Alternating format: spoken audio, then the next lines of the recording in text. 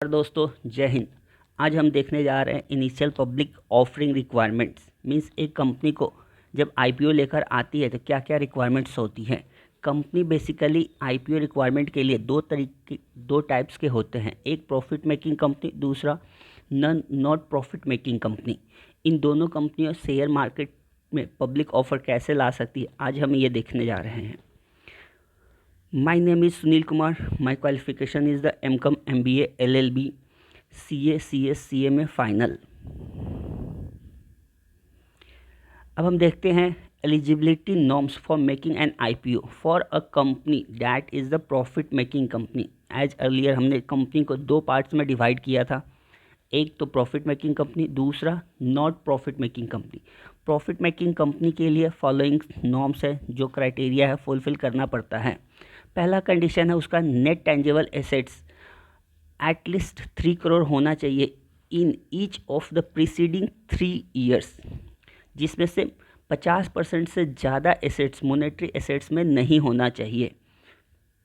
अगर however the limit of the 50% on the monetary assets shall not be applicable in case public offer is made entirely through the offer for sale. अगर वो offer for sale के through public offer करता है तो 50% से ज़्यादा उसका assets monetary assets में हो सकता है। सेकेंड कंडीशन उसे फुलफिल करना होता है कि minimum of the 15 crore average pre tax operating profit होना चाहिए एटलीस्ट 3 साल में, इमीडिएटली प्रीसीडिंग 5 ईयर्स में। थर्ड कंडीशन होता है net worth of at least 1 crore होना चाहिए in each of the preceding 3 full years.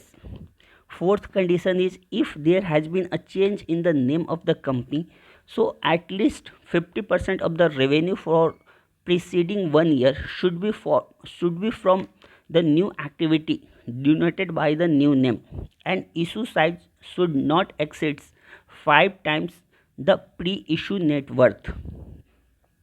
अगर कोई कंपनी ये सारे कंडीशंस में से किसी भी कंडीशन को फुलफ़िल नहीं करती है या सारे कंडीशन को फुलफ़िल नहीं करती है और वो पब्लिक ऑफ़र करना चाहती है, तो सेबी ने उसके लिए एक अल्टरनेटिव रूट दिया हुआ है जो हम अभी देखेंगे।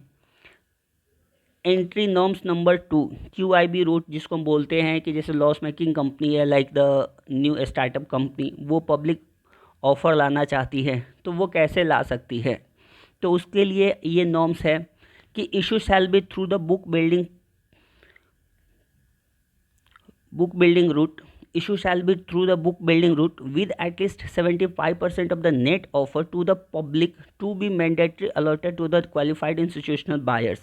मीनिंग ये है कि अगर 1 लाख शेयर्स इशू करती है कंपनी पब्लिक को, तो उसमें से 75% यानी कि 75,000 शेयर्स उसको क्वालिफाइड इंस्टीट्यूशनल्स बायर को देना होगा।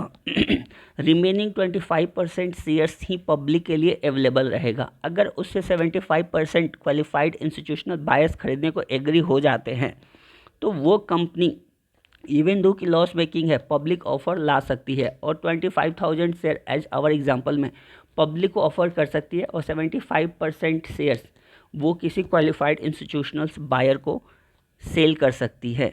Thank you.